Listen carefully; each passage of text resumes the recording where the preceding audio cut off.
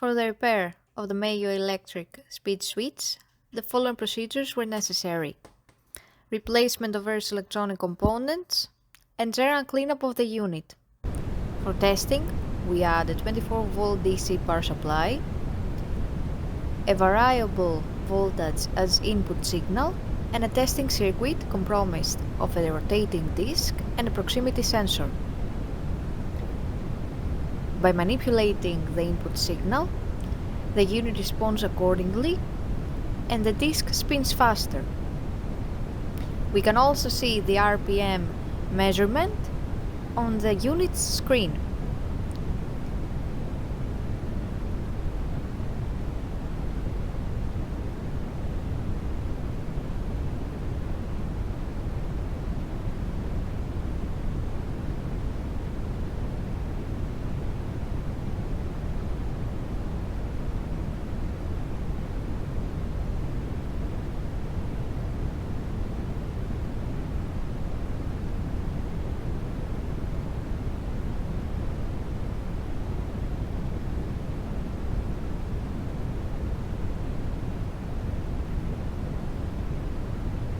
We can also see that the LEDs of the unit turn on at about 300 RPM.